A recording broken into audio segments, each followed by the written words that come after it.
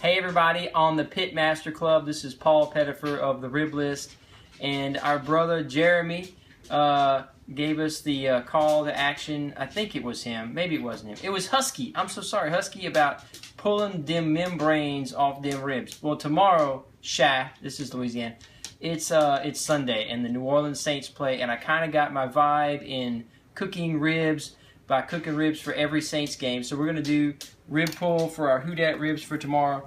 These are Hormel ribs, kind of my favorite. They're at the grocery store that's nearest me. I pull that membrane off, set the wrap. I got this nice rounded, really cheap, this is my favorite rib pulling knife. Third or fourth rib, just kind of grab it right there on the edge.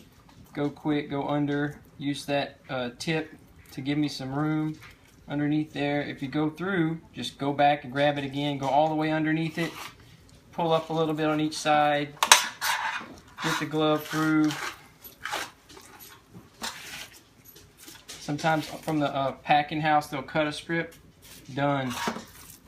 These ribs, I just pulled them a minute ago from the cryovac packs. Gently rinsed them with some cold water. I had some paper towels. I dried them off in this. By the way, I love the rib tips because this is the chef pieces. My kids can't wait for these to be done. So I do those on the cooker, and then they come out about 3 hours. 3 or 4 ribs in, just any of the 3 or 4 right there. Get that rounded one, go across. Use that back and forth motion to give me some room for my knife to go all the way through. Once the knife's through, pull up on each side. And so now it used to take me an hour to do, 4 or 5 ribs, and now I can do 20 racks in an hour.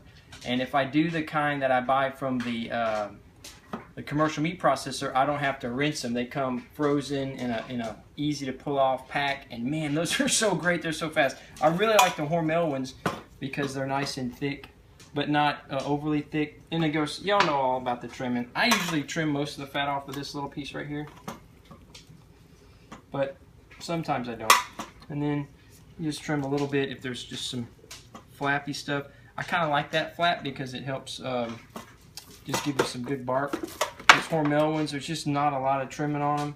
And I like it that they don't have this big, you can see that flap, that cross loin on top. Some of the packs, like the Kroger packs, have a whole bunch of that. It does give you a thicker rib, but I don't like the fact that when you bite over this tiny flap, sometimes it'll pull that whole piece. The crust goes off. So I am a Saint, so tomorrow, New Orleans Saints Who Dat ribs. So this wasn't a part of the rib pull. We'll count how those are, but I just do exactly what Meatheads shared with us. Quick oiling down both sides. I might run out of oil, we'll see. And then I really like having the little anti-slider things underneath your cutting board. I don't usually put them on the pans. This seems slidier than normal on the pan. Get them good and rubbed up. Obviously you're doing the one hand clean, one hand messy. And I keep my red aprons because the Rib Shack coloring is red. Now we've got it nice and done. I like a lot of rub. So this is our Who Dat version of Memphis dust. And what I do is just keep some racks beneath it, and then I do the edges first. I use the pop method, so I try to pop, shake, so that I can control the dust really well when it comes out. And I'll go all the way around all the edges with a nice, clean, thick coat of rub. It's almost hard for me to go too thick. I mean, I like lots of rub. I want that sugar, candy coating. Not everybody prefers it that way. I love a sweet tooth, and I just think that's a fun way to do it. It's also fun to do ribs in the thin coat way, or salt and pepper, or spag with the oil, onion and garlic. But I'll just do a quick pop, go all the way around them.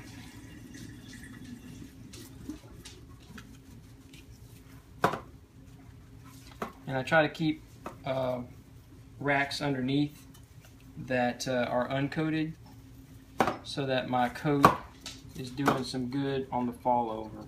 What falls off goes around, and I'm just going to do the pop, keep it rolling. Let the bottom side kind of absorb before I flip it, since I only have 2 racks today. Because tomorrow's not a ribless party, it's just the New Orleans Saints game. And the Saints play at noon, so I want to be able to come home and eat dinner and have either the ribs cooking in the morning, or they're ready at the end of the game, or I don't have to miss any of the game by doing this prep then. So I'll do it now. Nice heavy coat. Let them sit overnight in my... I now have a barbecue refrigerator.